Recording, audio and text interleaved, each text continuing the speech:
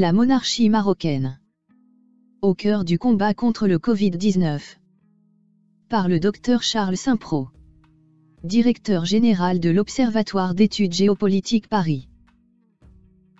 Sur le plan géopolitique, la crise sanitaire due au virus chinois du Covid-19 va avoir des répercussions énormes, avec en premier lieu la fin de l'illusion ultralibérale. Elle marque également le retour du politique sur le stupide primat de l'économie. Elle souligne enfin la supériorité de la monarchie sur les systèmes soumis aux aléas de l'élection et aux lobbies de toutes sortes. C'est pourquoi, le Maroc s'en sort mieux que d'autres. La fin de l'idéologie ultralibérale. D'abord, cela remet en cause de nombreux mythes de la pensée unique, la fable de la mondialisation heureuse, ce libéralisme absolu qu'on nous a présenté comme inéluctable au motif qu'il aurait triomphé du système communiste, ce qui est naturellement une blague car le communisme s'est effondré tout seul en union des républiques socialistes soviétiques, mais il subsiste en Chine où il s'accommode fort bien du libéralisme. Ensuite, on revient surtout à la réalité, à savoir que c'est l'État seul qui protège, l'État seul qui garantit les services publics, l'État seul qui peut faire face aux graves crises. La fin des idéologies mondialo-libérales, dont le mythe européiste, marque donc le retour de l'État-nation d'un nouveau paysage géopolitique.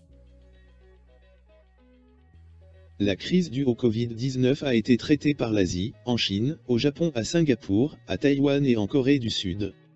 Ces pays ont fait face à la crise avec beaucoup d'efficacité, alors qu'en Occident, les pays de l'Union européenne et les États-Unis, a prévalu l'incertitude, la pagaille, la politique de 2 pas en avant et 2 pas en arrière. Il est notable que certains pays du Sud se sont mieux tirés d'affaire que d'autres du Nord. L'OMS vient de déclarer que la Tunisie s'en sortira sans trop de dégâts de la crise épidémique. Le Maroc est un cas très intéressant. Le Maroc s'en sort mieux. En matière de lutte contre le Covid-19, le Maroc a fait preuve de 2 qualités dont pourraient s'inspirer la France et d'autres pays occidentaux. D'abord la capacité à produire, localement, de quoi subvenir à ses besoins vitaux, ensuite, celle de réunir un large consensus national pour mobiliser ses forces vives, et de les canaliser dans le but de juguler une menace.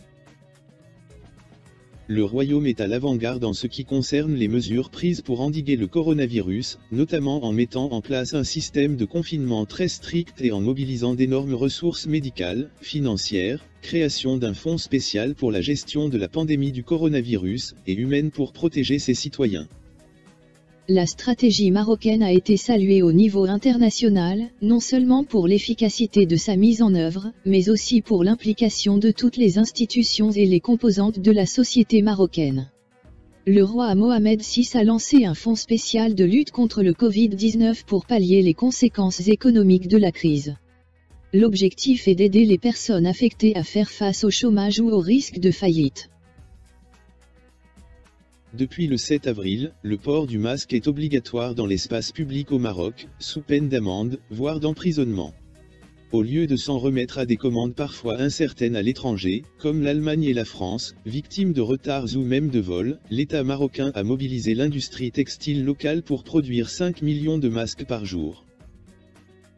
Afin de maîtriser toute tentative de spéculation, le gouvernement a encadré les prix en les fixant à 90 dirhams les 100, moins de 8 €, soit 0,08 € l'unité. Le fonds spécial du Covid-19 compensera la différence auprès des industriels se pliant à cet effort de guerre sanitaire. Lorsque des particuliers sont pris à vendre des masques à la sauvette, à des tarifs plus élevés, leurs stocks sont confisqués et ils sont arrêtés. Autre effet positif de l'effort national, les masques ont pu être distribués rapidement et en grand nombre dans les services médicaux, les pharmacies, les commerces de proximité, les supermarchés et les grandes surfaces, grâce à la mobilisation des réseaux logistiques de la grande consommation et notamment de l'industrie laitière. En effet, les centrales laitières ont les meilleurs réseaux de livraison auprès de tous les petits commerces du pays, y compris les plus isolés, dans les villages reculés ou les zones montagneuses. Pour poursuivre la lutte, l'État a également programmé la production d'au moins 500 respirateurs artificiels d'ici le 20 avril. Là encore, l'objectif est que toutes les composantes soient disponibles au Maroc, afin de ne pas recourir à l'importation. L'exception marocaine. Le Maroc s'en sort mieux, Parce qu'il y a une autorité claire, la monarchie qui réunit l'indispensable consensus, c'est-à-dire le consentement profond, l'adhésion de l'ensemble d'une population vivant dans un cadre déterminé à un type de pouvoir, qui assure la légitimité d'un État. C'est précisément à la réalité nationale que ne cesse de renvoyer le roi Mohamed VI, et cela est bien naturel puisqu'il en est le dépositaire.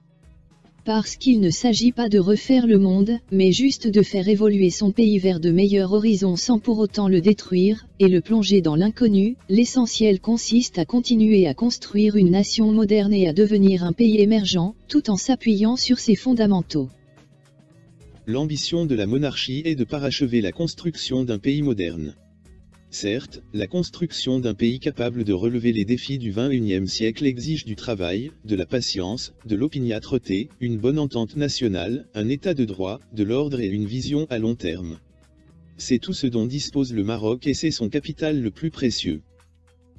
Le roi Mohamed VI a la conviction qu'une monarchie concrète, agissante, a pour mission de promouvoir les réformes et mettre en place une dynamique proposant un nouveau projet de société répondant aux attentes d'un peuple, qui est à la fois attaché aux fondamentaux de la tradition et aspire au progrès et au développement.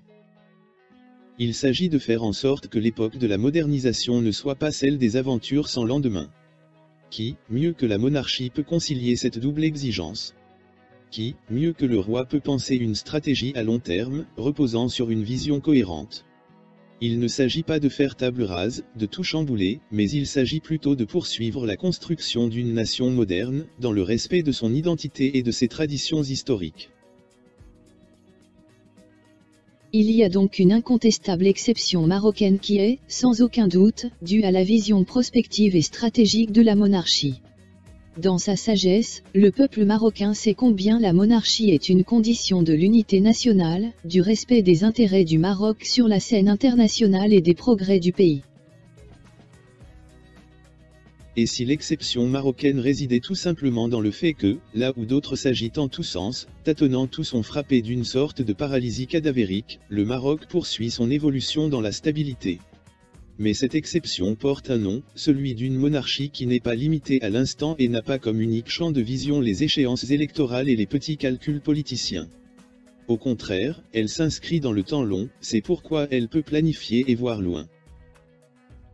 Comme y invitait Charles de Gaulle, il faut considérer l'histoire comme une science pure dans le respect du passé commun, contestant toute interprétation dogmatique, idéologique ou partiale qui conduirait au dénigrement des longs siècles de la formation de la nation, laquelle est naturellement l'objet essentiel d'un droit gouvernement. Selon la grande philosophe Simone Veil, la nation est porteuse d'un humanisme car l'homme est société et non un individu sans feu ni lieu, la nation seule, joue le rôle qui constitue par excellence la mission de la collectivité à l'égard de l'être humain, à savoir assurer à travers le présent une liaison entre le passé et l'avenir. En ce sens, on peut dire que c'est la seule collectivité qui existe dans l'univers actuel. Face à l'idéologie, que le général appelait l'attrait séculaire de l'a priori, de l'absolu, du dogmatisme, il y a la réalité nationale et le lien indéfectible entre l'indépendance de la nation et la souveraineté de l'État, d'une part, et la dignité de l'homme, d'autre part. Voilà très exactement l'objectif de la monarchie moderne et visionnaire illustrée par Mohamed VI. Aux grandes dames des idéologues et des cercles gauchistes, le Maroc offre l'image d'une monarchie moderne. Alors que les régimes républicains s'assoupissent, plus ou moins tranquillement, dans une torpeur mortifère, le royaume se caractérise par une institution nationale, populaire et dynamique. Quand ailleurs ne règne que la léthargie, le Maroc est véritablement une nation en marche. En conclusion, la conséquence géopolitique la plus éclatante de la crise du Covid-19 est le retour du primat du politique sur l'économie. Or, le retour du politique, c'est très précisément le retour au réel, la fin des idéologies mortifères. Cela signifie le retour de l'État-nation. Mais tous les systèmes politiques ne se valent pas. Il y a les professionnels et les néophytes qui découvrent le politique et tâtonnant. Nous devons tirer les leçons de ces temps de crise aiguë. Il faut bien réaffirmer la suprématie de la monarchie parce qu'elle est par excellence l'État national. La monarchie est supérieure aux régimes liés aux groupes de pression, les lobbies, aux brigues infâmes et aux intrigues vulgaires, à l'opinion toujours fluctuante. Oui, plus que jamais, il faut un roi.